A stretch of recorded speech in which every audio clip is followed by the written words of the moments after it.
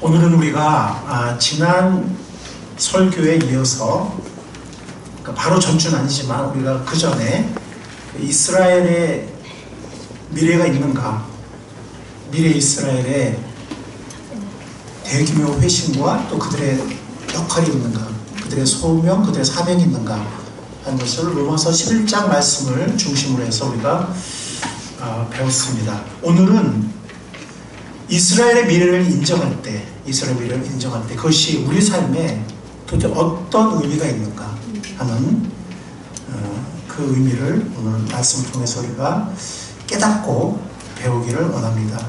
우리 한번 그 주제를 읽어보겠습니다. 제목을 시작. 이스라엘의 미래 인정, 그 함축적 의미. 자, 우리가 의미를 생각하면서 한 번만 더 읽겠습니다. 시작. 이스라엘의 미래 인정, 그 함축적 의미. 여러분들, 이스라엘의 미래를 인정한다 하면은 그 미래를 인정한다는 게 뭘까요? 미래를 인정한다는 것은 첫 번째, 국가적 이스라엘의 존속을 인정한다는 겁니다. 근데 이거는 그냥 내가 인정한 게 아니라 하나님의 말씀이 그렇게 말씀하시기 때문에 오늘 본문 말씀이죠. 첫 번째 본문 말씀, 예레미야 31장. 이 예레미야 31장은 한번 가보겠습니다. 본문이니까. 오늘 본문이 두 군데죠.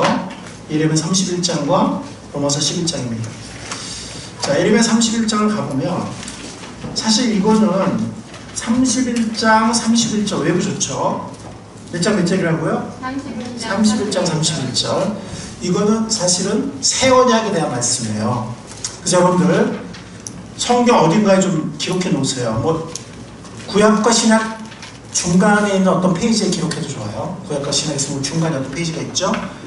새 언약이 구약에 어디에 예언되어 있냐면 예레미야 31장 31절, 예레미야 31장하고 에스겔 36장에 있어요. 근데 오늘은 시간 관계상 에스겔까지는 안 가보겠지만 이 예레미야 31장 31절 새 언약을 말하고 있거든요. 이 새 언약. 자, 새 언약을 말하고 있습니다. 우리 33절 한번 읽어보겠습니다. 시작. 그러나 지난 뒤에 내가 이스라엘 가문과 언약을 세울 것이니 나는 나의 율법을 그들의 마음속에 넣어주며 그들의 마음판에 새겨 기록하여 나는 그들의 하나님이 되고 그들은 나의 백성이 될 것이다. 이 하나님의 법을 우리 마음에 기록한다는 것은 사실 성령의 법, 성령님이 우리 마음 가운데 내주하신다는 그런 의미예요. 그래서 새 언약은 성령의 언약이에요. 성령을 보내시겠다. 구약에서는 성령이 내주하지 않았어요. 기드온이나 삼손이나 하나님이 쓰실 때 그들 위에 임했지 그들 마음속에 내주하시지 않았습니다. 떠나시기도 하고 사울 같은 경우는 떠나셨죠. 그러나 새 언약의 시대, 신약 시대, 새 언약이라고 신약인 거죠. 신약이 바로 새 언약이에요. 새 언약을 두 글자로 줄이면 신약이 되는 거예요. 이 새 언약의 시대, 신약 시대는 구원받은 모든 하나님의 자녀에게 성령께서 뭐 하시죠? 성령께서 마음속에 내주하세요. 절대로 영원히 떠나지 않으시고 내주하십니다. 이 새 언약이 굉장히 중요한 첫 번째 요소가 성령의 내주예요. 성령의 사역이에요. 성령의 사역에 대해서 우리가 지난주에 성령님이 주어가 되시는 약속들, 우리의 조건이 아니라 성령께서 주권적으로 하시는 일들을 우리 지난 시간에 배웠습니다. 두 번째 34절입니다. 읽겠습니다. 시작.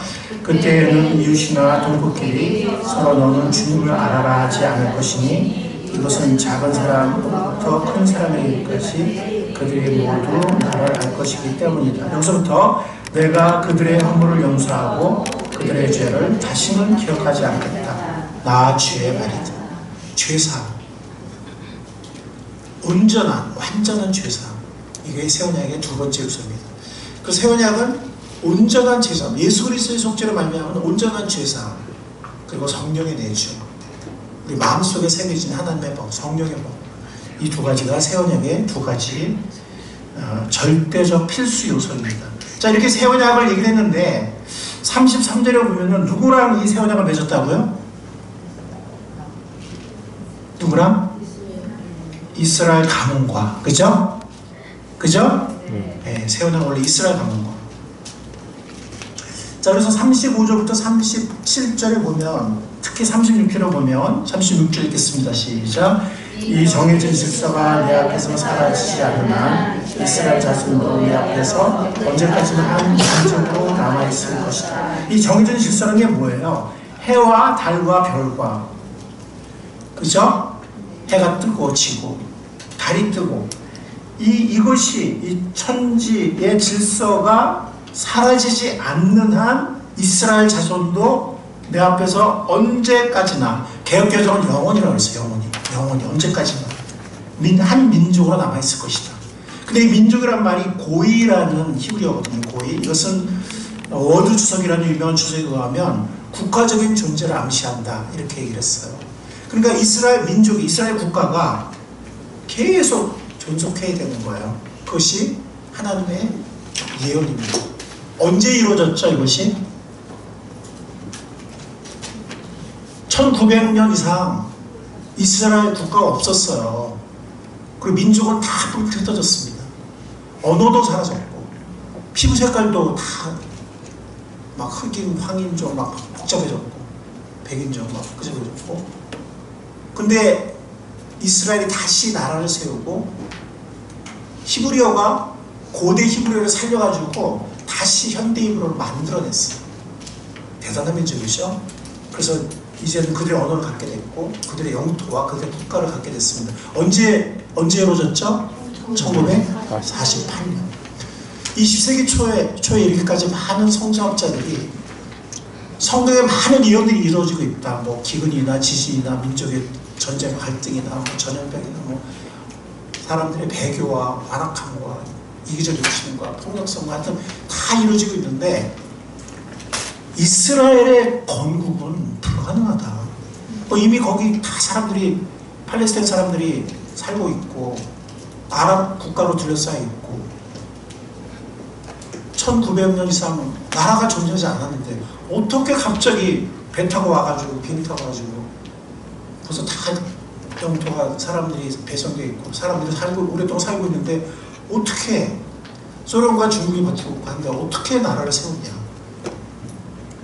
하나님은 기적적으로 이 기적이 일어나게 하셨습니다. 아멘. 그래서 이 국가가 존속된다는 거예요. 그랬잖아요. 달과 별이, 이 천지의 이 질서가 중지되지 않는 한, 그죠? 사라지지 않는 한 이스라엘 자손도 내 앞에서 언제까지나 한 민족으로 남아있을 것이다. 현재의 그 모던 스테이트 오브 이스라엘, 현대 이스라엘 국가가 잘하나 못하냐, 잘하는 경우도 있고 못하는 경우도 있어요. 그 정부, 네타냐후 정부를 지금 얘기하는 게 아니에요. 그걸 옹호하겠다는 게 아니에요. 그런데 하나님의 섭리 가운데 어쨌든 뭐 그렇게 말하면 모든 나라 정부 다 문제가 있죠. 우리나라 문제가 있고, 팔레스타인도 문제가 있고, 이란도 문제가 있고, 다 문제가 있죠. 이스라엘 국가도 지금은 불신자들이 위정자가 되어서, 나라의 통치자들이 되어서 지금 이렇게 뭐 일반 나라랑 비슷해요. 뭐 미국이랑 비슷하고, 이렇게 한국이랑 비슷하고. 그래서 문제가 많죠. 그러니까 그 이스라엘이 항상 잘한다, 현대 이스라엘 국가가 하는 일을 제가 옹호하겠다는 게 아니고, 어쨌든 하나님의 섭리 가운데 이스라엘 국가가 존속이 될 것이다. 이게 이스라엘 미를 인정한다는 첫 번째 뜻이고요. 두 번째 더 중요한 뜻은 뭐냐면, 구속의 역사. 구속의 역사에서 지금 이스라엘은 1%도 믿지 않아요. 0.01%인가 하여튼 이렇게 정말 거의 믿지 않는데, 예수님 믿지 않는데, 언제? 종말에. 아까 우리가 읽었던 로마서 11장 말씀, 이방인의 충만한 수가 차기까지는 이스라엘이 완악한 상태에 있다고 했잖아요. 근데 때가 되면 온 이스라엘이, 대부분의 이스라엘 사람들이 구원을 받게 될 것입니다. 아멘. 그래서 구속 역사가 클라이맥스에 이르게 돼요. 구속 역사. 그래서 처음에 유대인으로 교회가 시작하잖아요. 예루살렘 교회 뭐 3,000명 다 유대인이었어요. 안디옥 교회 유대인들이 전에서 세웠죠. 근데 안디옥 교회부터 이제 이방 선교가 시작이 되고, 바울의 1차, 2차, 3차 전도를 하게 되고 하면서 이제 유대인 위주의 교회가 이방인이 점점 많아지기 시작했어요. 그리고 현대 와서는 이제는 유대인은 너무 그러니까 전 세계 크리스천 교회, 크리스천 가운데서 유대인의 비율은 0.0 너무 작아요. 아직은 0.01%인가 그래요. 1%가 아니라 0.01%. 만분의 1도 안 되는. 그렇지만 이방인 충만한 수가, 이방인 구원받은 성도들이 충만한 수가 자라나면 예수님이 재림하게 될 것이고, 휴거가 일어날 것이고, 대환란이 시작될 것이고, 대환란 중에 이스라엘이 깨닫게 되어서 대환란 시대에 수많은 유대인들이, 수많은 이스라엘 사람들이 구원을 받게 될 것입니다. 아멘. 이게 이스라엘의 미래를 인정한다는 그런 뜻이에요. 대체주의, 대체신학이라는 게 있는데 그건 뭐냐면 유대인이 예수님을 못 박아 죽였기 때문에 그들은 영원히 하나님께 저주를 받고 그들은 영원히 하나님 나라 역사에서 사라지고 교회가 이스라엘 대신했다. 이제 더 이상 이스라엘 필요 없다. 이스라엘의 미래는 없다. 이렇게 보는 게 대체주의, 대체신학인데 지금은 점점 약해지고 있어요. 왜냐하면 성경을 보면 볼수록 로마서 학자들이라든지 아니면 뭐 예레미야 학자들이라든지 성경을 보면 볼수록 하나님 말씀 그게 아니거든요. 하나님은 부족하다고 버리는 분이 아니고, 그죠? 하나님은 다시 회복하시고, 아멘. 아멘. 네, 은혜로 쓰시는 그런 분이시거든요. 그래서 우리는 하나님의 말씀을 믿습니다. 어떤 뭐 대체주의 뭐 이런 어떤 해석적 틀에 의해서 주장하는 그런 것이 아니라 하나님 말씀 그대로. 자, 이게 이스라엘의 미래를 인정한다는 뜻이에요. 그래서 이스라엘의 미래를 인정하면 그것은 우리가 어떤 의미가 있는가? 우리가 이 두 가지 인정한다 하면 어떤 의미가 있는가?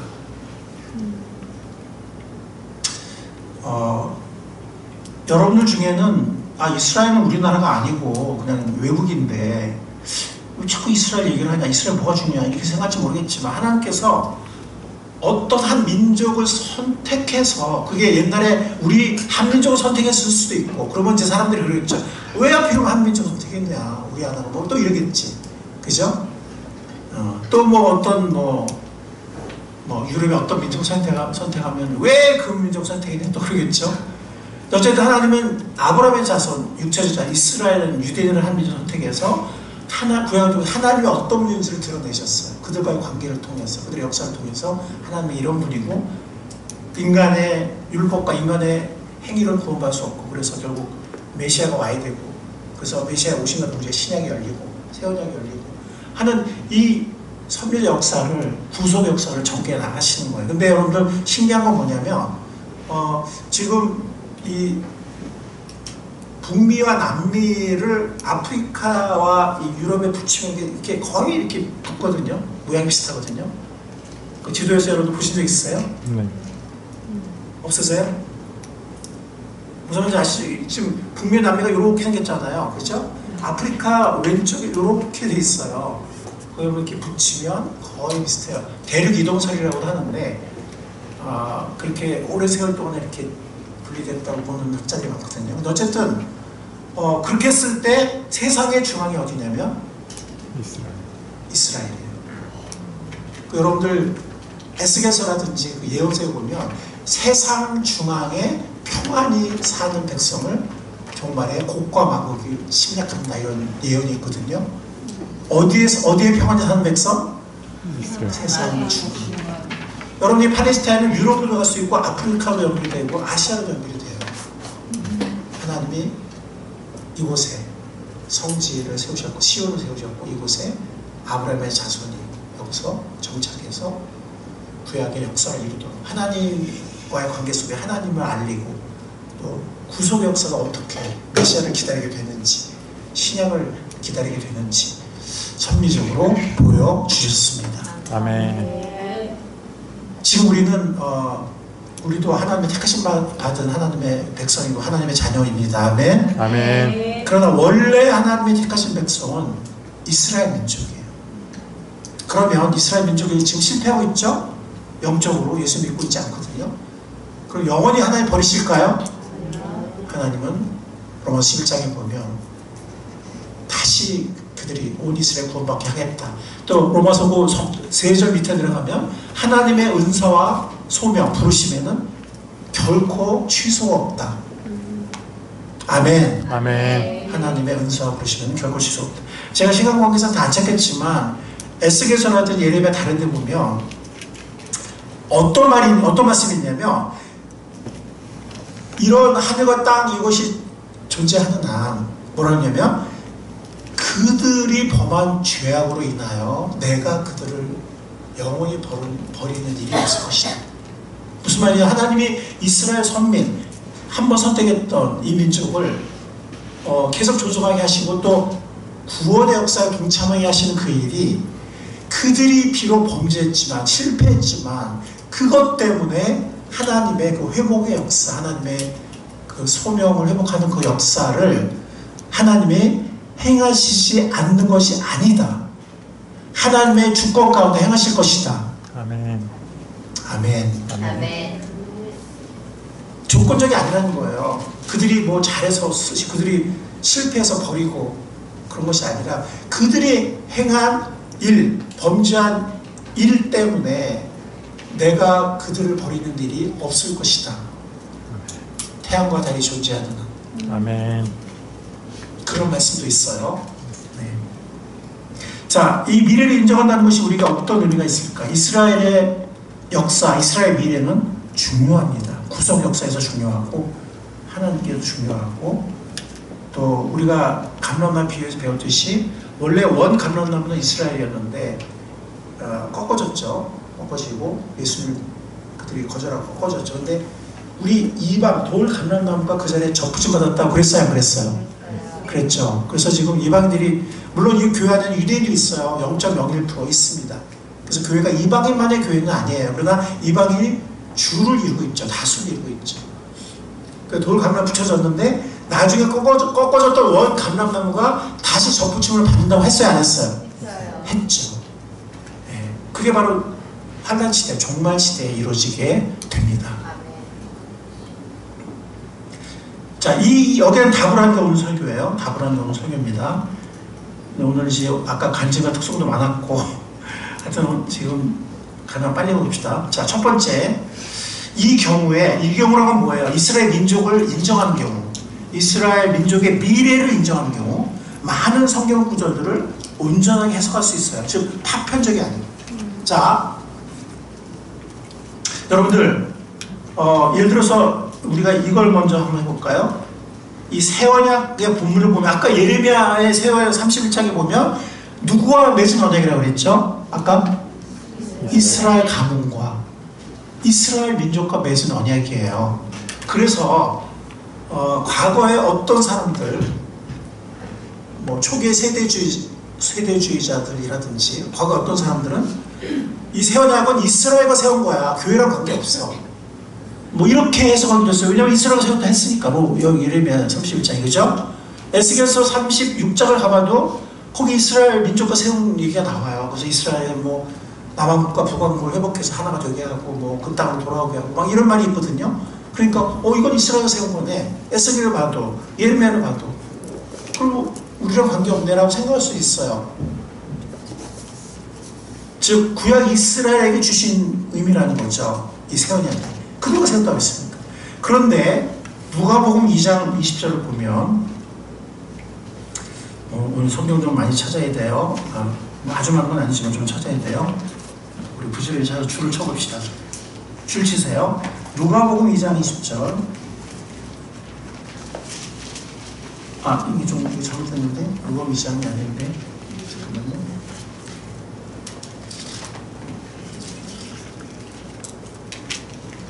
누가복음 22장 20절이에요. 죄송합니다. 22장 20절. 22장으로 고치세요. 누가복음 22장 20절. 자, 함께 읽겠습니다. 시작. 그리고 저녁을 먹은 뒤에 잔을 그와 같이 하시고 말씀하셨다. 이 잔은 너희를 위하여 드리는 내 피로 세우는 새 언약이다. 새 언약을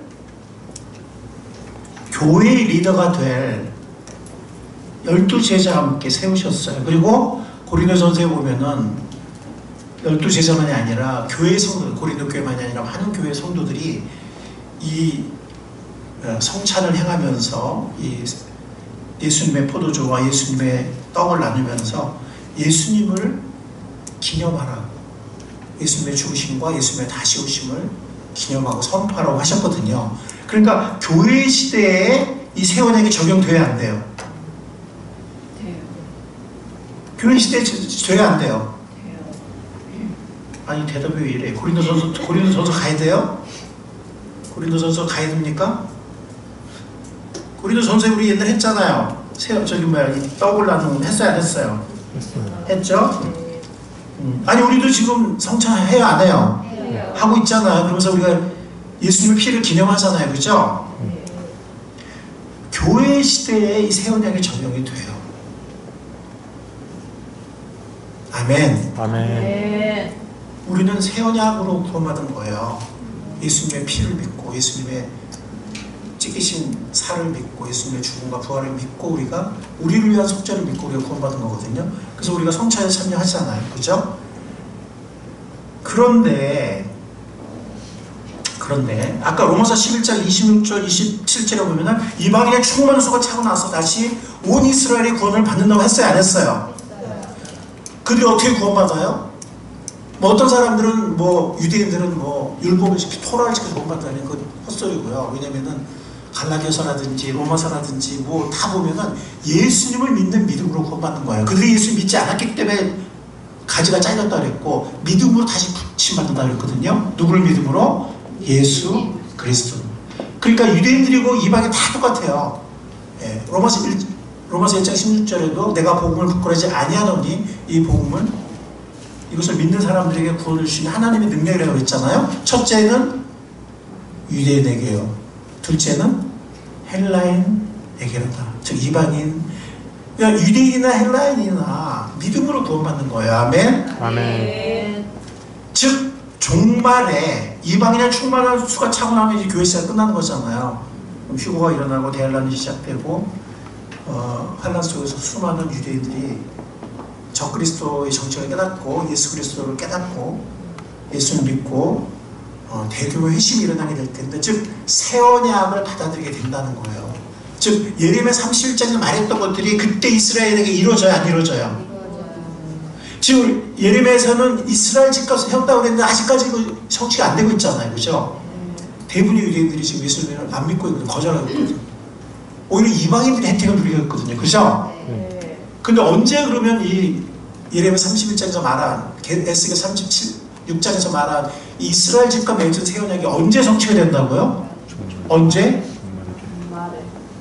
대환란의 시대, 종말에 이방인의 충만수가 차고 나서 온 이스라엘이 구원받을 때 그들에게 새 언약이 성취가 됩니다. 아멘.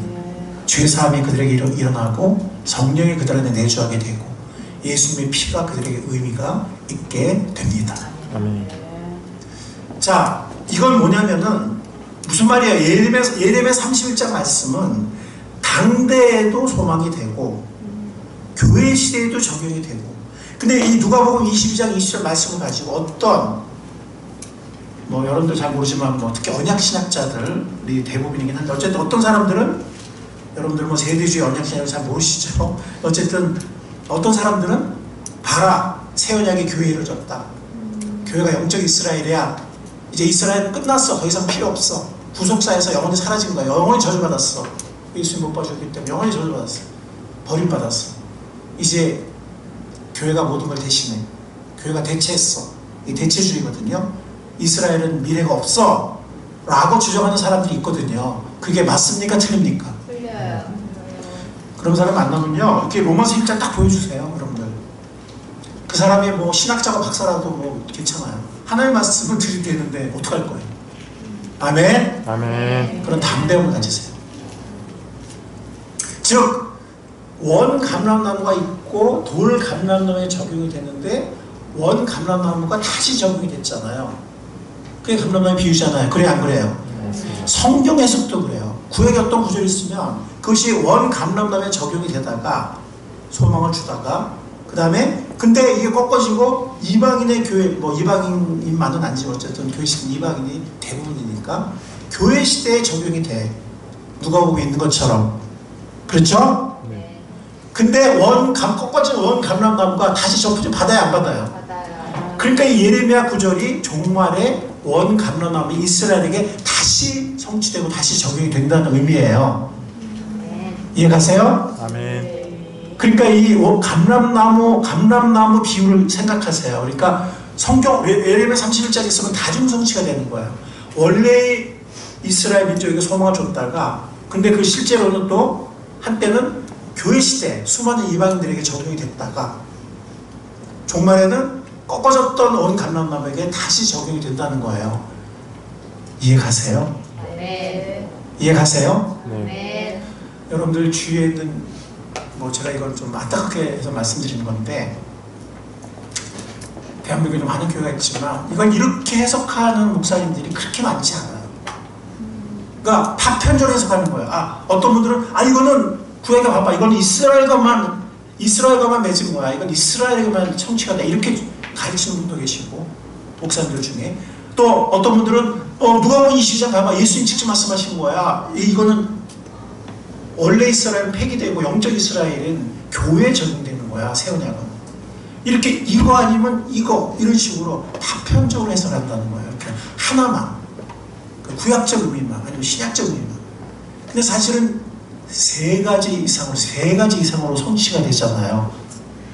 다중성취가 되잖아요. 그래요, 안 그래요? 아멘. 이게 제 주장이에요, 아니면 성경 말씀의 내용이에요? 성경 말씀이에요.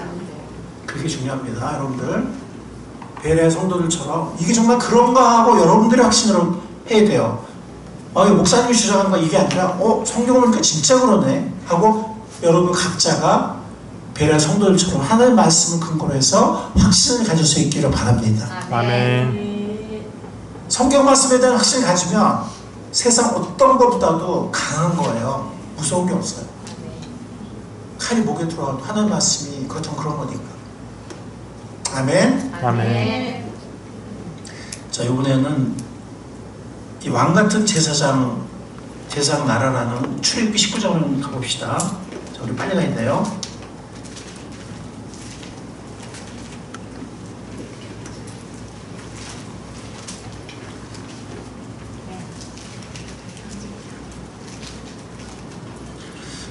지금 시간이 없어서 3번으로 넘어갈게요. 3번 만국을 다스린 총치 시편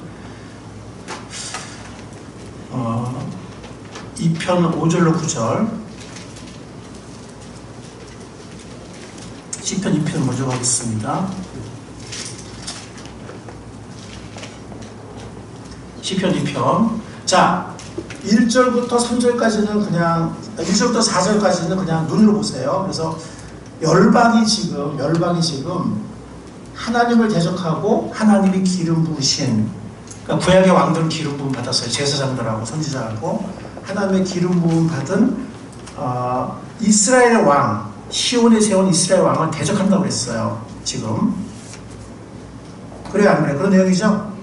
세상의 인물들이 대적한다고. 그래서 그때 4절 하늘 보좌에 앉으신 하나님이 웃으신다고 그랬어요.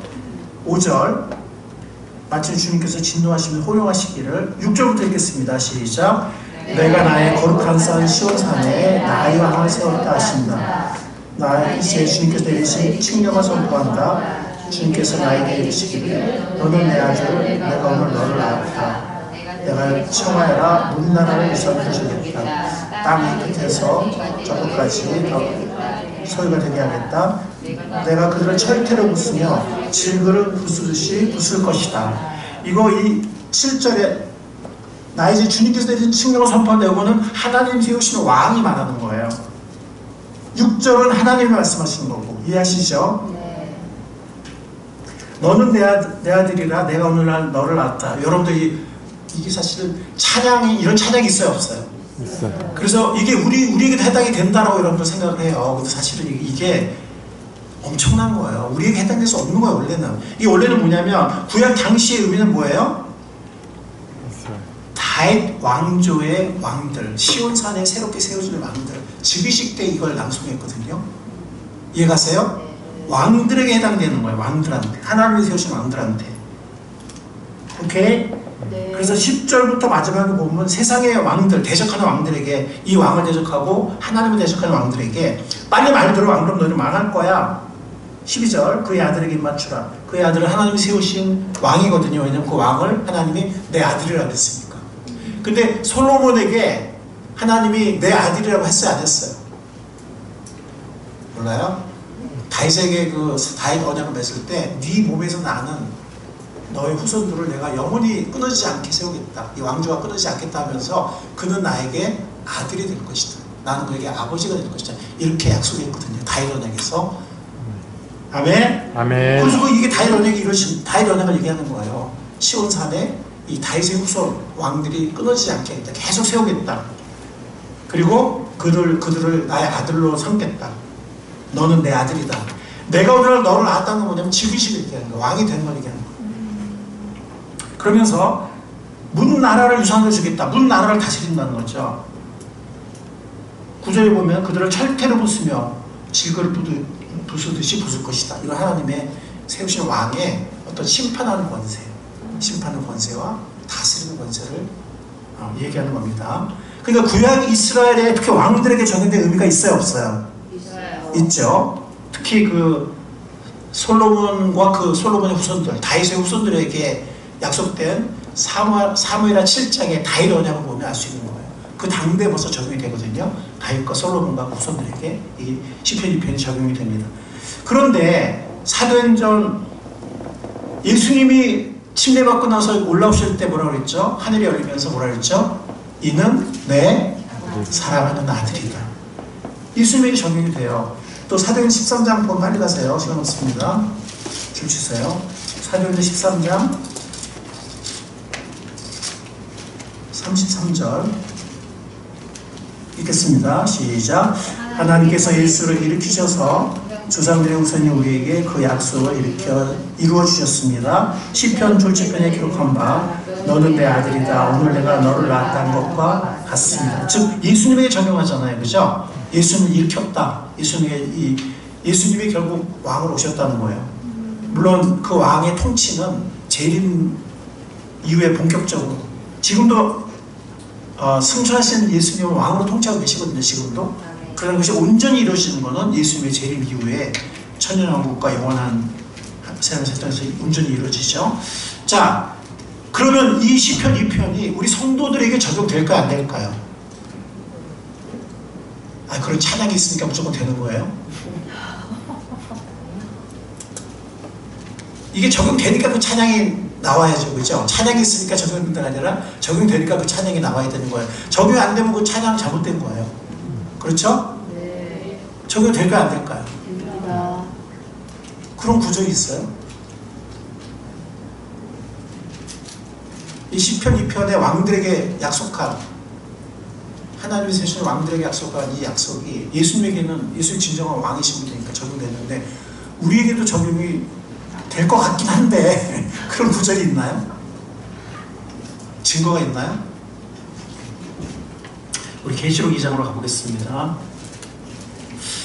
저만 궁금한가요? 여러분도 궁금한가요? 궁금해요? 네. 제 허리 찌른 거 아니죠? 자, 계시록 2장 보겠습니다. 26절과 27절 읽겠습니다. 제가 26절 읽을 테니까 27절 같이 읽어주세요. 이기는 자와 끝까지 내일을 지키는 그에게 만국을 다스리는 권세를 주리니 그가 잠깐만 제가 개역개정 읽었네요. 26절 이기는 사람 곧 내일을 끝까지 지키는 사람에게는 민족들을 다스리는 권세를 주겠다. 그는 쇠지판으로 그들을 다스릴 것이고 민족들은 마치 질을 부서지듯 할 것이다. 자, 이게 쇠지판이 철장, 그 다음에 질그릇 부수는 것 같이 한다. 이거 시편 2편 나와요, 안 나와요? 나와요, 안 나와요? 시편 2편에 나오죠? 네. 맞아요? 네. 네. 2장 9절에 보면 내가 그들을 철퇴로 부수면 질그릇 부술 것이다 그랬잖아요. 자, 그러면 여기 이기는 자에게 이긴 자가 누구예요? 이긴 자는 성도예요. 이기는 사람이라고 그랬잖아요. 그 내 끝까지 지키는 사람들. 맞아요? 네. 그러니까 이거는 지금 두아디라 교회에 주신 말씀 중에서 주신 약속인데, 우리는 일곱 교회 주신, 일곱 교회가 일곱 교회를 종말의 교회로 볼 거냐, 아니면 역사 전반에 걸쳐서 있는 교회로 볼 거냐. 후자로부터 많이 보거든요. 꼭 종말만이 아니라 일곱 교회가. 그러면은 뭐 종말이라도 마찬가지. 종말이라도 어쨌든 성도잖아요. 예수님이 아니에요. 예수님이 아닌 게 뭐냐면 보세요. 28절. 이것은 마치 내가는 예수님이에요. 이거 좀 예수님 말씀이거든요. 25절 보세요. 내가 올 때까지가 누구예요? 누가 온다는 거예요? 예수님이에요. 28절 보세요. 마치 내가 나의 아버지께로부터 이 권세를 받아서 다스리는 것과 같다. 아까 시편 2편이 아까 예수님의 적용이 됐어요, 안 됐어요? 됐어요, 안 됐어요? 됐어요. 침례 때도 그랬고, 아까 사도행 13장에도 그랬고, 예수님의 적용이 됐잖아요, 그죠? 성도들에게도 이 약속의 권세, 이 특권을 주면서 내가 한 아버지께로부터 받은 권세가 똑같다, 이렇게 얘기했어요. 놀랍지 않아요? 아멘. 예수님의 이 약속을 먼저 얘기한 다음에 니들도 여기 껴줄게가 아니라 성도들에게 이 약속이 이루어지는, 이 약속을 준다고 하고 나도 이 권세를 받았어 라고 얘기하신 거거든요. 아멘. 아멘. 성도들에게 이 시편 2편의 이 왕의 권세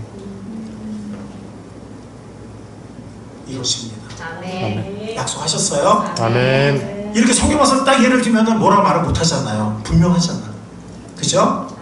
우리 확신할 수 있잖아요. 그죠? 네. 예, 이 사도행전은 예수님에게, 계시록은 성도들에게, 즉 교회 시대에 그리스도를 만물을 다스리는 권세가 약속되어졌어요. 물론 그것이 온전히 이루어지는 것은 천년왕국 이후지만 지금부터 시작되는 거죠. 자, 근데 종말 이스라엘에게 다시 적용이 될까요? 지금 아까 그랬잖아요. 이게 3중 이상으로 성취가 돼야 되잖아. 구약의 원래 당대 이스라엘 왕들에게 적용이 되고, 교회 시대 예수님과 우리에게 적용이 되고, 종말의 이스라엘에게 꺾어진 원 감람을 다시 적부점한다 그랬으니까 종말의 이스라엘에게도 다시 적용이 돼야 돼요, 안 돼야 돼요? 해야 돼요. 자, 계시록 19장 15절.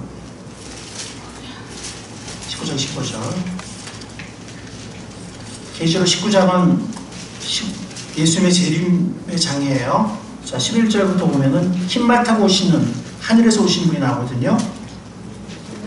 19장 11절. 그죠? 네. 예수님이에요, 예수님. 쭉 보면 일단 예수님을 묘사하는 거예요. 뭐, 불꽃 같고, 참되신 분, 의로 심판하신 분. 13절, 피로 물든 옷을 입으셨고, 예수님의 그 속죄의 피를 얘기하는 거예요. 하나님의 말씀이다. 하나님의 말씀이 예수님이잖아요. 그죠? 뭐 하늘의 군대가 따르고 있다. 자, 15절 읽겠습니다. 15절 시작. 그에 대해서 날카로운 칼이 나오는데 그는 그것으로 모든 민족을 치실 것입니다. 그는 친히 쇠지팡이를 가지고 모든 민족을 다스릴 것이요 전능하신 하나님의 맹렬하신 진노의 포도주를 밟으실 것입니다. 16절에 보면 왕들의 왕, 군주들의 군주, 예수님이거든요. 근데 여기 보면 쇠지팡이를 가지고 다스린다. 이거 시편 몇 편이에요? 시편 2편이에요. 예수님인데 교회 시대 예수님이 아니고 환란을 지나서 지상 재림하시는 종말의 예수님에게 다시 적용됐어요. 자, 그 다음에 계시록 20장 4절, 바로 다음 장이에요. 4절을 보겠습니다. 읽겠습니다. 시작. 또 내가 보자들을 보니 거기에 앉은 자들이 있어 심판하는 권세를 받았더라. 예수의 증언과 하나님의 말씀 때문에 목이 베인 사람들의 영혼을 보았습니다. 그들은 그 짐승이나 그 짐승 우상에 절하지 않고 그들의 이마와 손에 그 짐승의 표를 받지 않은 사람들입니다. 그들은 살아서 그리스도와 함께 천년 동안 다스렸습니다. 여러분들 아까 계시록 2장에 보면 이 계시록 2장을 보게 돼요. 계시록 2장을 보면 이 왕의 권세로 다스리는, 철장으로 다스리고 지구를 부수시한 이 권세가 성도들에게 주어지고 예수님에게도 물론 당연히 그 전에 주어졌다라고 말했어요, 안 했어요? 기억나요? 좀 전에 계시록 2장 도와드릴 교회 이긴 자들에게 거기 보면 이 시편 2편의 약속이 그들에게 주어졌어요, 안 주어졌어요? 그러면서 예수님이 나도 그것을 받았어 라고 얘기하셨어요, 안 하셨어요? 같이 왕노릇한다는 거지. 그러니까 계시록 20장 4절은 뭐예요? 그리스도와 함께라고 했잖아. 함께 1000년 동안 다스린다. 천년왕국에서. 여기 그러면 이 함께 다스린 사람들이 누구예요? 여기 순교자들, 환란 시대에 죽은, 대환란 시대에 죽은 순교자들, 그들이 부활해서. 왜냐면 여기 20장 4절에 보면 그들은 살아나서 그랬잖아요, 그죠? 짐승의 표를 받지 않은 사람들, 14만 4천 명이 대표적인데 짐승의 표를 받지 않는 그 사람들이 이스라엘 지파들이라고 했잖아요, 그죠? 그러니까 이 환란 시대에 물론 이방인들도 순교를 당해요. 예수님을 믿으면서 순교당한 사람, 다 당하지 않지만 어떤 사람들은 불행하게 순교를 당해요. 불행한 건 아니지만 어쨌든 순교를 당해요. 근데 순교를 당하는 많은 사람들이 주로 처음에는 유대인들이에요. 왜냐하면 그들이 그걸 깨닫고, 그들이 복음을 깨닫고, 휴거 이후에 대환란 시대 복음을 깨닫고 예수님 믿고, 이 사람들도 열심히 대단한 사람들이고 한번 깨닫기만 하면 막 전하다가, 이방인들에게 전하다가 수많은 유대인들이 순교를 당하게 되고, 또 그들의 전도를 받고 믿은 이방인들 중에서도 순교당한 사람들이 나와요. 그거는 계시록 7장에 있거든요. 7장. 그 지금 찾을 시간이 없는데 그 적어놓으세요. 계시록 7장. 거기다 적어놓으세요. 그러니까 여기 24, 4절 옆에다가 계시록 7장 적어놓고, 그 다음에 시편 2편 적어놓으세요. 그 다음에 시편 110편도 적어놓으세요. 110편은 오늘 갈 시간이 없지만 여러분들 열심히 있는 사람들이 있으면 110편 한번 가보세요. 계시록 7장은 꼭 가보고요. 네. 그래서 이렇게 함께 왕노릇하는 시편 2편이 성도들에게도 계시록 2장에 보면은 그 권세를 주신다고 그랬고, 예수님은 그 권세를 벌써 받았다 그랬고, 함께 왕노릇하는, 특히 환란 시대의 순교자들, 유대인들이 중심으로 하는 유대인들과 이방인들의 순교자들, 그 다음에 순교는 안 했어도 어쨌든 표를 받지 않은 사람들, 많은 환란 속에 이런 사람들이 그리스도와 더불어 천년 동안 왕노릇하게 되는데, 이 그리스도와 더불어 왕노릇한다는 것은 시편 2편에 계시록 2장에 이미 나왔다는 거죠. 시편 2편이 적용되면서 만국을 다스리는, 철장을 휘두르고 질그릇 부수듯이 다스리고 통치하고 심판하는 권세를 이기는 자들이, 성도들이 받는데, 예수님은 벌써 받으셨다. 함께 환란 시대 하시면서 순교자들과 환란을 견딘 사람들이 예수님의 지상 재림 이후에 시작될 천년왕국에서 예수님과 함께 왕노릇한다. 그러니까 시편 2편이 다시 이스라엘 민족, 복음을 열심히 전하다가 순교한 혹은 핍박받은 이스라엘 민족 유대인들에게 적용이 돼야 한대요. 네. 시편 2편이 다시 적용이 되죠. 네. 환란 시대 적용, 이스라엘에게 적용이 되죠. 네. 이렇게 구약의 많은 예언서의 말씀들, 또 시편의 말씀들, 이런 말씀들이 단편적으로 파편적 해석하면 안 돼요. 그냥 구약에만 적용이 된다. 왜냐하면 문맥을 보면 구약이거든. 예레미야도 이스라엘 민족과 맺었고, 시편 2편도 그 당시 이스라엘 다윗 왕조의 왕들에게 적용이 되고, 지기식에 불렀던 시편이. 근데 또 신약을 보면 예수님이 또 교회 시대, 예수님과 교회 시대에 적용이 되거든요. 그러니까 어떤 사람들은 이건 구약에만 적용이 되는 거야 이렇게 가르치고, 어떤 사람들은 이스라엘은 이제 필요 없고 이건 신약의 교회에만 적용이 되는 거야 이렇게만 또 가르쳐요. 근데 하나님의 말씀은 구약 당대에도 의미가 있고, 교회 시대에도 적용이 되고, 종말의 시대에도 이 다시 원 감람나무가 접붙임받는 이스라엘에게도 다시 성취가 됩니다. 다시 적용이 됩니다. 아멘. 아멘. 아멘. 이 감람나무 비유가 해석에도 적용이 되는 거예요. 원 감람나무, 돌 감람나무, 또 다시 접붙인 원 감람나무. 이해하시겠죠? 아멘. 네. 여러분들 이거 이해하면요, 엔간한, 우리 학교는 아니고 엔간한 신학생들보다 성경 말씀 해석하는 게 더 올바르고 더 나을 수 있어요. 우리가 뭐 비교하고 그런 건 아니지만 어쨌든 중요한 거는 우리 확신입니다. 여러분들 말씀으로 확신을 가질 수 있기를 바랍니다. 아멘. 자, 나머지는 여러분들이 한번 찾아가면서 확인해 보세요. 그래서 그 원리, 구약 당대의 의미와 신약 시대에 적용되는 의미와 또 종말에 다시 이스라엘에게, 아니면 종말 시대에 다시 적용된 의미, 여러분들이 그걸 한번, 나머지 얘들 여러분들에게 과제를 드릴게요. 네. 베레아 성도들처럼 과제를 드릴 테니까 이게 진짜 그래? 하고 하게 되는 분들이 많이 나올 수 있길 바랍니다. 아멘. 그리고 이런 것들을 주위에 막 여러분들이 가르칠 수 있길 바라요. 주위에 혹시 이렇게 막 하나님 말씀 알고 싶어하는 사람도 있거나 뭐 이런 사람도 있으면 이 비밀이 이런 거야. 아까 로마서 11장에서 비밀이라는 말을 썼어요, 안 썼어요? 형제자매 여러분, 나는 여러분이 이 신비한 비밀을 알기를 바랍니다. 알기를 바란다고 그래서 사도 바울이. 아멘. 아멘. 사도 바울이 그렇게 기록을 했으면 하나님도 알기를 바라시는 거예요. 아멘. 그게 뭐예요? 구약의 의미가 있고 신약의 의미가 있고 종말에 다시 원 감람나무가 접붙임 받아서 수많은 유대인들이 구원받고 그들의 소명이 주어진다는 거예요. 아멘. 아멘. 이게 비밀이라고 했어요. 그리고 이 비밀을 알기를 원한다. 하나님 말씀 그리스도면 우리가 알기를 원하는 우리가 될 수 있기를 바랍니다. 아멘. 대시 하나 끝났는데 어떡하지?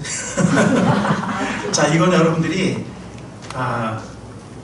과제로 나머지 드릴게요. 자, 나머지 대시는 빨리 할 수 있어요.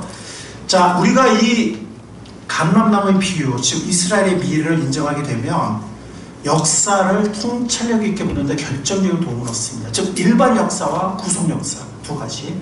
일반 역사는 자, 우리가 이 말씀을 본다면 이스라엘은 앞으로 이미 4차례 요번에 5차례까지 5차례 전쟁에서 큰 승리를 얻었죠. 늘 승리했잖아요, 그죠? 네.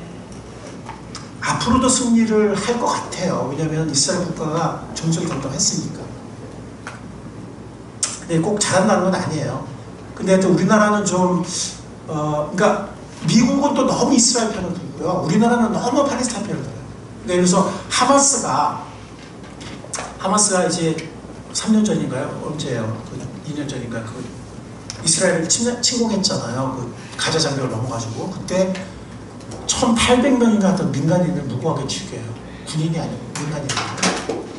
그러면 우리나라에 거의 보도가 안 돼요. 그걸 가자 폭격으로 인해서 민간이 몇 명 죽고 애들이 몇 명 죽고 이런 것만 계속 나와. 그러니까 우리는 아니 이스라엘이 왜 자꾸 폭격을 해서 왜 민간인을 죽이는 거야? 하마스가 민간인 사이에 숨었으니까 그렇죠. 그 사람들이 진짜 문제인 게 자기 동족을 방패해서 삽니다. 근데 그런 거 자꾸 보도가 되고 처음에 그들이 이제 이스라엘 방심했죠. 가자 장벽을 넘어가지고 처음에 침공했을 때 그때 200 몇십 명의 인질을 사로잡아 가잖아요. 그죠? 그거는 보도가 돼요. 왜냐면 인질 계속 협상하고 논란이 되니까. 근데 1,000 몇백 명을 무고한 이스라엘 민간인을 하마스가 죽인 거. 그거는 여러분들 알아요, 몰라요? 알았던 사람 손 들어보세요. 네, 한 사람입니다. 그러니까 우리나라 보면은 굉장히 좀, 그래서 우리나라 댓글들 보면은 이스라엘 가 사람들 많아요. 팔레스타인이 약자고 당하고 있고 막 이런 식으로. 근데 사실은 뭐 둘이 똑같죠. 서로 복수하고 막 이렇게 서로 그냥 오랜 반목과 원수 관계가 있는 거죠. 근데 어쨌든 뭐 이스라엘이 제가 다 잘했다는 게 아니고 어쨌든 국가는 존속이 돼야 돼요. 어쨌든. 그리고 나라가 존재해야 성전도 지을 수 있거든요. 나라가 존재해야 그들이 나중에 또 교회도 세울 수 있고 성경도 배울 수 있고 전도도 받을 수 있고 나중에 전도도 할 수 있고 나중에 말세의 성전도 저 그리스도가 나중에 성전 훼손하지만 성전도 지을 수 있고 이런 거죠. 그래서 이 성전 건축은 다니엘서 9장 27절을 보면 7년 대환란의 전반기에 세운다는 걸 알 수가 있어요. 그래서 여러분들 이런 생각할 수 있잖아요. 지금 거기다가 성전 지으면은 커다란 국제 갈등과 전쟁이 일어날까요? 안 일어날까요? 그럼 현재 이스라엘의 정치인들, 위정자들도 원치 않을 거란 말이에요. 종교인들은 원하지만, 그죠? 근데 7년 대환란의 전반기에는 적그리스도가 위장 평화를 쓰거든요. 그래가지고 아랍 사람들과 이스라엘 사람들에게 진짜 평화. 옛날에 캠프 데이비드 협정은 다 깨져버렸지. 평화협정 깨져버렸지만 이 적그리스도가 적어도 몇 년 동안은 평화협정을 맺게 해요. 이 평화협정을 맺게 했을 때는 이제 성전을 지을 수 있는 거지. 근데 그 성전을 적그리스도가 훼손하면서 본색을 드러내고 666이라고 666이 뭐 컴퓨터냐 뭐 표냐 이런 거 중요하지 않고요. 어쨌든 사탄의 권세, 사탄의. 근데 지금 기술적으로는 뭐 다 갖고 있죠. 제가 학교 갈 때 운전하는 법 있잖아요. 용인이나 이런 데 지나면은 뭐 용인에 뭐가 도니까 주위에 막 떠요. 아, 얘네들 내가 용인을 차 타고 지나가면 어떻게 하지? 이청학도 이 책이 뜨고서 내가 다 감시당하고 있어 지금. 아, 내가 차 타고 용인을 지나고 있는데 다 알고 있는 거예요. 막 문자가 뭐 용인에 뭐 용인 소식 막 와. 뭐 조심하라. 그러니까 뭐 예를 들었지만 그보다 더 놀라운 기술들이 다 형성돼 있어서 사탄의 전 세계적인 핍박, 감시 이런 건 이미 충분히 가능하거든요. 근데 뭐 요거다 뭐 이게 뭐 숫자를 어떻게 하면 컴퓨터가 되고 뭐 이렇게 하면 뭐 교학이 되고 뭐 이런 그렇게 너무 막 뜯어 맞추려고 하는 거는 좀 조심할 필요가 있고요. 어쨌든 그런 사탄의 치면 대할 때 조직적인 핍박, 감시, 통제가 있다는 건 분명하죠. 그래서 성경을 쭉 아마 이 거짓 평화가 있는 전반기에 세워지게 될 텐데 어쨌든 이런 모든 것들이 국가가 존재해야 다 가능해요. 그래서 아마 계속 전쟁에 승리할 것 같아요. 그리고 이스라엘 나라가 계속 핵폭탄 맞는 일은 없을 것 같아요. 계속 존속할 것 같아요. 일반 역사를 우리가 알 수 있고, 두 번째는 구속 역사. 즉 휴거와 대환란이 언제든 일어날 수 있다는 거예요. 왜냐하면 1948은 뭐예요? 이스라엘의 건국. 1967은 뭐예요? 7년 전쟁. 6.1 전쟁이 일어날 때예요. 이때 예루살렘을 수복해요. 유대인들이. 그전 예루살렘에 아예 들어가지 못했는데 예루살렘을 수복합니다. 2017년은 뭐예요? 제가 몇 번 이렇게 사진 보여줬는데 성전산, 지금 유대교 이스라엘 사원이 서 있는 성전산의 통제권을 이스라엘 군대가 접수한 날이에요. 2017년. 6.1 전쟁 후에 40년 만에 그들이 얼마나 수고했을까요? 40년을 기다려서 2017년에 템플 마운트라고 그러는데 여러분들 사진을 보면은 그 서쪽 벽 있죠. 유대인들이 통곡하는 그 위에 회교 사원이 보이거든요. 그 성전산의 통제권을 2017년에 이스라엘이 접수했어요. 자, 이제는 뭐죠? 언제든 성전을 세울 수 있고 언제든 휴거가 일어날 수 있는, 대환란이 시작될 수 있는 때가 됐다는 거죠. 이스라엘의 역사를 보면 디모데 3장에 나온 것처럼 말세의 사람들의 모습, 이기적이고 돈을 사랑하고 폭력적이고 완악하고 배교가 많고 유혹에 넘어가고 막 이런 게 디모데후서 말세의 징조도 그렇지만 특히 이스라엘의 그 시계표를 보면, 시간표를 보면 이제는 다 준비가 됐다. 언제든 성전이 세워질 수 있고 언제든 휴거가 일어날 수 있고 언제든 대환란이 시작될 수 있는 그때에 살고 있다는 것을 우리가 구속 역사에서 알 수가 있어요. 그 대환란 때 이스라엘 대국이 회심 있게 되잖아요. 소명 회복이 있게 돼요. 소명 회복. 그들의 제사장 민족으로서 다시 언제든 일어날 수 있다는 거예요. 왜냐하면 휴거와 대환란이 언제든 시작될 수 있으면 이스라엘의 대국의 회심과 소명 회복도 언제든 일어날 수 있는 거죠. 이때가 구속사의 절정이 돼요. 왜냐하면 원 감람나무가 꺾어졌는데 돌 감람나무가 붙였잖아요. 다시 원 감람나무가 붙여진다고 했잖아요. 그러면 구속 역사가 절정에 이르는 거예요. 그게 언제든지 일어날 수 있다는 거예요. 지금 이스라엘의 지금까지 이루어진 그 예언의 성취들과 중동을 보면, 이스라엘 보면 언제든지 일어날 수 있는 상태가 있다는 거죠. 그리고 구속사의 완성은 계시록 19장부터 20장 예수님의 재림과 천년왕국과 영원한 세운 땅에서 완성이 일어나게 돼요. 절정은 이스라엘 대규모 회심, 원 감람나무 다시 접붙임 받는 환란기에, 그리고 완성은 예수님의 재림, 지상재림과 공중재림 때 휴거가 있지만 지상재림 때 천년왕국과 영원한 세운 새 땅에서 구속사가 완성을 하게 됩니다. 이 구속 역사에서 이스라엘 중요해요, 안 중요해요? 중요합니다. 우리는 휴거의 때, 혹은 대환란의 때, 혹은 이스라엘 대규모 회심의 때, 원감람으로 다시 접붙임하는 때가 아주 임박했다는 걸 알아야 돼요. 언제든 일어날 수 있어요. 내일인지 모레인지 내년인지 그거는 모르지만, 아니면 5년 후인지 그건 모르지만 다 준비되어 있다는 거예요. 이방인의 충만한 수가 찬 것도 하나님만 알아요. 우리는 몰라요. 찼는지 안 찼는지. 휴거가 언제든지 일어날 수 있고 대환란이 언제든지 시작될 수 있다는 것을 우리가 명심하고 휴거를 소망하며 준비하는 삶을 살 수 있기를 바랍니다. 아멘. 그럼 우리는 깨어 기도하면서 충성된 사명자, 전도하고 양육하는 교회를 세우는, 그 다음에 청지기의 삶, 우리의 물질과 시간과 재능과 은사를, 우리의 돈을, 재능을, 은사를 엉뚱한 데 세상에 낭비하지 말고 이 마지막 사명, 청지기의 삶을 충성스럽게 살아내는 복된 여러분들 모두의 삶이 될 수 있기를 축원합니다. 아멘. 유대인 선교가 마지막으로 중요해요. 이거 빨리 할게요. 그래서 대환란 때 유대인들이 대교회심이 일어나게 됐잖아요. 그죠? 네. 도움이 되도록 우리가 지금부터 유대인 선교에 혹은 유대인 선교를 후원해야 돼요.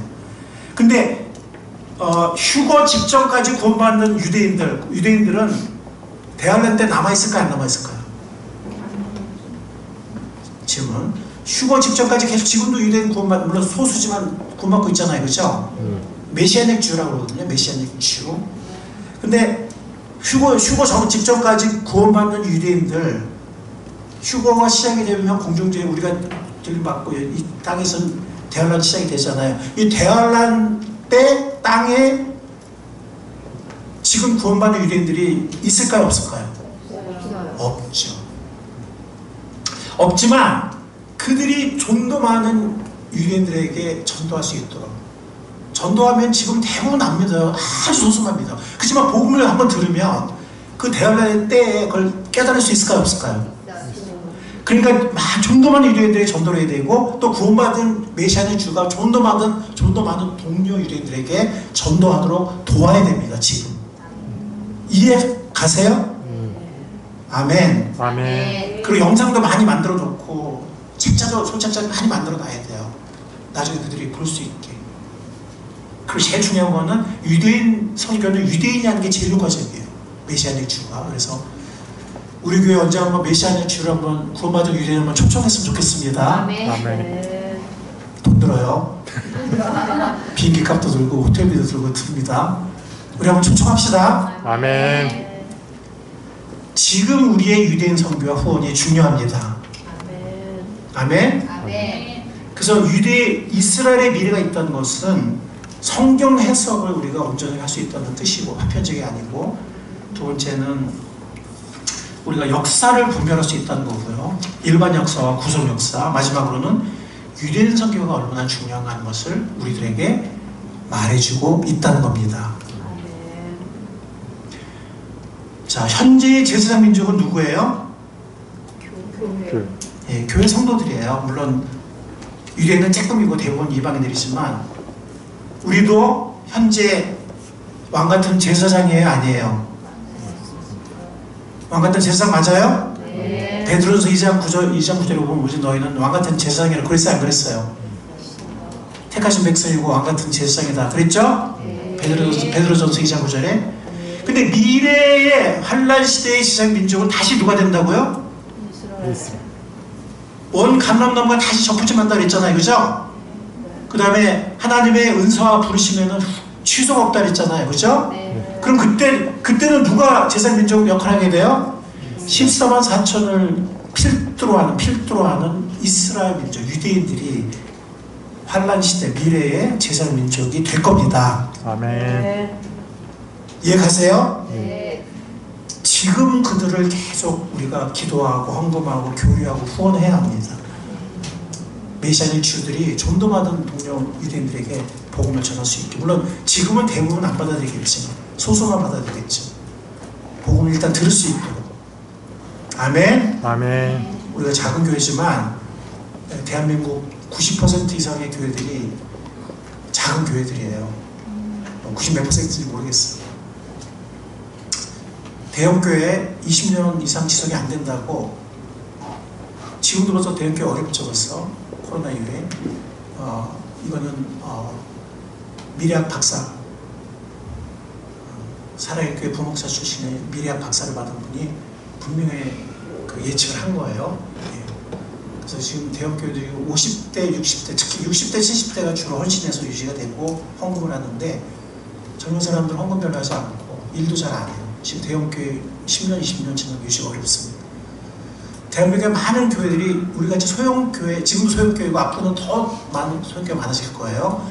우리 같은 교회들이 우리 이렇게 작은 교회가 뭐 할 수 있어 이렇게 그렇게 하는 게 아니라 하나님의 하시는 일을 우리가 가로막지 맙시다.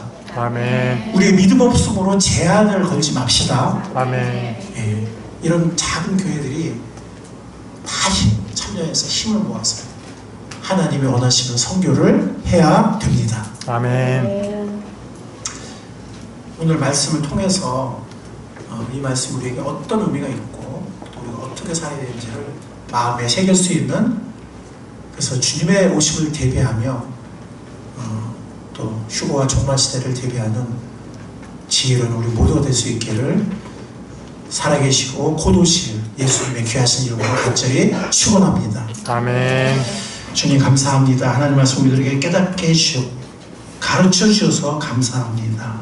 베레아 성도들처럼 하나님의 말씀을 옳게 분별하며 디모데처럼 하나님의 말씀을 옳게 분별하며 부끄러울 것이 없는 일꾼이 될 수 있게 주님 성령께서 붙잡아 주시옵소서. 아멘. 오늘 배운 말씀을 다시 메시지를 복습하며 정말 깨닫고 정리하고 새기며 그 진리대로 우리 삶을 세우는 우리 모두가 될 수 있도록 주님 축복해 주십시오.